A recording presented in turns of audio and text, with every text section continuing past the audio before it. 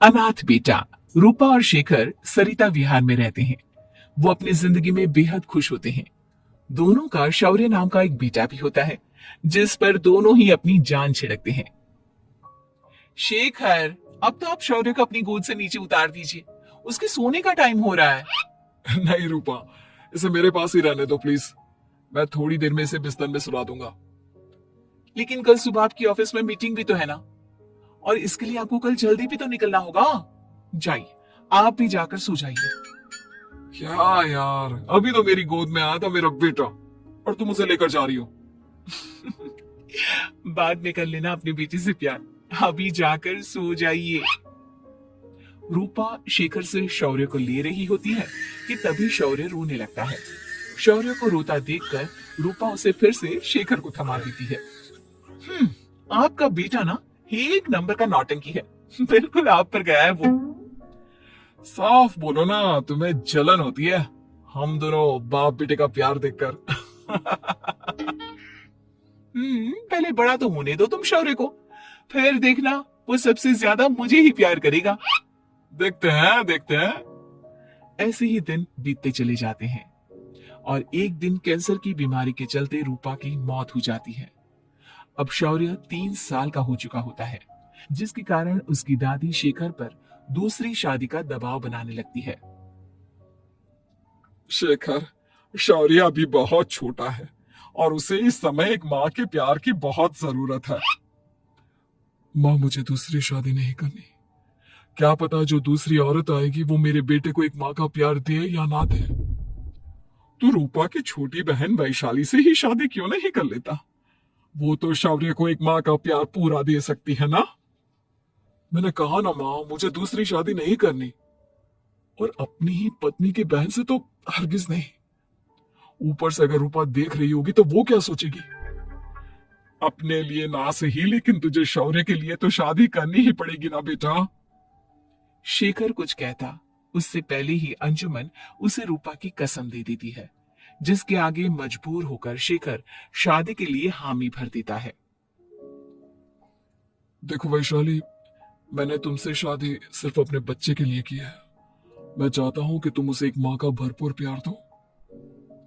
शौर्य, आपके साथ साथ मेरा भी कुछ लगता है। अगर आप मुझसे शादी नहीं भी करते तब भी मेरा प्यार शौर्य के लिए कभी कम या ज्यादा नहीं होता। शादी के कुछ दिनों बाद ही शेखर की माँ की भी मौत हो जाती है। वैशाली शौर्य को एक माँ से भी बढ़कर प्यार देती है। शौर्य को लेकर वैशाली का यूं निस्वार्थ प्यार देखकर शेखर को भी उससे प्यार हो जाता है और कुछ सालों बाद शेखर और वैशाली का भी लड़का हो जाता है।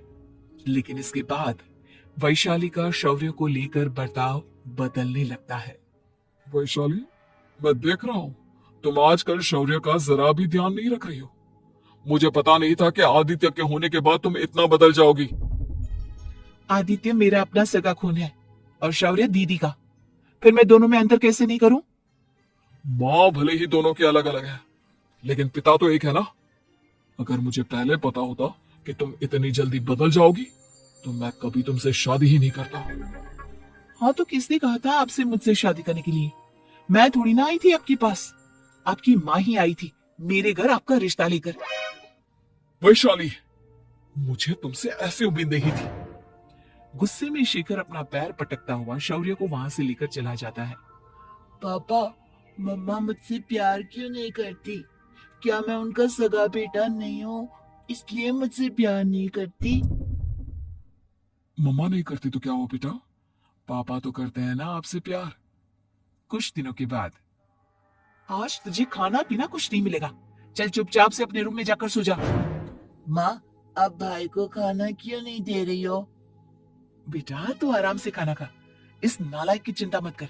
एक दिन खाना नहीं खाएगा तो मर नहीं जाएगा ये। अगर भैया नहीं खाएंगे तो मैं भी नहीं खाऊंगा। तू अपने भाई का भक्त क्यों बन रहा है? ये तेरा सौतेला भाई है, सगा नहीं जो तू लक्ष्मण बन रहा है। माँ, आपको इतना भी नहीं मालूम? श्री राम और लक्ष्मण सगे भाई नहीं थे। श्री राम माता कौशल्या और लक्ष्मण माता सुमित्रा की कोख से जन्मे थे। दोनों की सिर्फ पिता एक थे, लेकिन माँ अलग थी। मुझे ज्यादा ज्ञान देने की जरूरत नहीं है, ये सतयुग और त्रेता युग नहीं है, समझे? आया बड़ा भाई का चमचा। इतना कहकर वैशाली वहां से चली जाती है, जिसके कुछ टाइम बाद शिखर वहां आता है और आदित्य उसे सारी बात बताता है। मुझे माफ कर दो शौर्य, तुम्हारी माँ के जाने के बाद मुझे दूसरी शादी का फैसला करना ही नहीं चाहिए था। अगर मैं दूसरी शादी नहीं करता तो शायद आज तुम्हारी ये हालत ना होती। नहीं पापा, अगर आप शादी नहीं करते तो मुझे आदित्य जैसा छोटा भाई कभी नहीं मिलता। थैंक यू मुझे इतना अच्छा भाई देने के लिए। तुम दोनों हमेशा ऐसे ही साथ रहना, फिर कोई भी तुम दोनों का कुछ नहीं बिगाड़ पाएगा। चलो, मैं तुम दोनों को आइसक्रीम खिला कर लाता हूँ, बहुत भूख लग रही है ना। शिखर शौर्य और आदित्य को आइसक्रीम दिलाने लेकर जाता है। वो दोनों को पार्क में खड़ा करके आइसक्रीम लेने जा ही रहा होता है, तभी तेज रफ्तार से आती हुई एक गाड़ी उसे कुचल देती है और उसी पल शेखर की मौत हो जाती है, जिसके बाद शौर्य की जिंदगी नर्क से भी बदतर हो जाती है। सुन रहे चिरकुट, इस घर के किसी भी सामान को मेरी मर्जी के बगैर हाथ मत लगाना। इन सब पर अब तेरा कोई हक नहीं है, समझा? ठीक है माँ, मैं आपकी इजाजत के बगैर किसी चीज को हाथ नहीं लगाऊंगा। चल जाकर अब पूरे घर की सफाई कर। महज 7 साल का शौर्य वैशाली के कहने पर अपने नन्हे नन्हे हाथों से पूरे घर की सफाई करने लगता है। ऐसे ही दिन बीतने लगते हैं, लेकिन मासी से मां बनी वैशाली को उस मासूम से बच्चे पर जरा भी तरस नहीं आता। क्यों शौर्य, ये घर में इतनी गंदगी कैसे हो रही है? ढंग से सफाई नहीं की है क्या तूने? माँ मैंने तो अच्छे से सफाई की थी, लेकिन आदित्य बार बार इधर उधर चलकर गंदा कर देता है।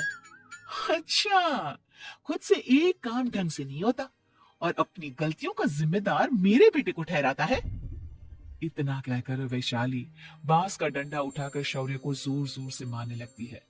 तभी वहां वैशाली के मायके वाले भी आ जाते हैं और उसकी सारी करतूतें देख लेते हैं। माँ मैं ऐसा क्या करूं जिससे आप मुझे भी आदित्य के जितना प्यार करोगी? बोलिए ना माँ, मेरे क्या करने से आपके अंदर मेरे लिए ममता जागेगी? वैशाली शौर्य की एक नहीं सुनती, उसके ऊपर डंडे बरसाती जाती है। हद पार होते देख वैशाली की माँ उसका हाथ पकड़ती है और जोर से उसे थप्पड़ मारती है। यही सब करने के लिए तूने दामाद जी से शादी की थी? हमने सपने में भी तुझसे ऐसी हरकत की उम्मीद नहीं की थी। तू माँ नहीं, माँ के नाम पर एक धब्बा है। बस कीजिए माँ, आदित्य के इस दुनिया में आने से पहले मैंने इसे बहुत प्यार किया था, लेकिन अब जब मेरी खुद की औलाद है तो मैं किसी और के बच्चे से प्यार क्यों करूं? अरे नालायक औरत, जिसे तू किसी और का बच्चा कह रही है, वो तेरी खुद की सगी बहन का बच्चा है। बहन है तो क्या हुआ, मेरे अपने बच्चे से बढ़कर तो नहीं हो सकता ना ये कभी। अगर यही बात थी तो तू हमें पहले बता देती, हम शौर्य को अपने साथ ले जाते। उसे इस तरह प्रताड़ित करने की क्या जरूरत थी? अगर आपको लेकर जाना है ना तो ले जाइए इसे, मैं नहीं रोकूंगी। नहीं माँ, मुझे कहीं नहीं जाना, मुझे आपके साथ ही रहना है। मैं तेरी कोई माँ वहां नहीं हूँ, तेरी माँ मर चुकी है, समझा? अब निकल जा मेरे घर से। माँ अब बहुत गंदी हो, मुझे भी नहीं रहना आपके साथ, मैं भी भाई के साथ ही जाऊंगा। अरे तू क्यों जाएगा, तू तो मेरा सगा बेटा है, जाने दे इसे।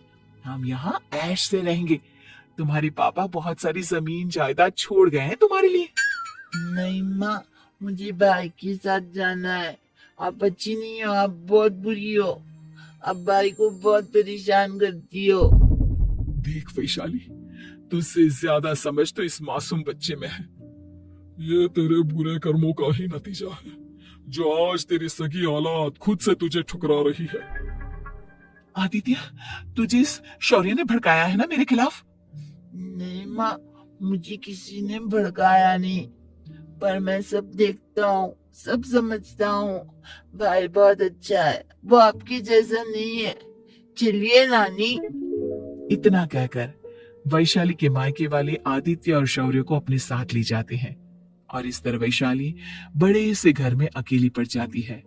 दो दो बेटों के होते हुए भी आज उसे माँ कहकर बुलाने वाला कोई नहीं होता।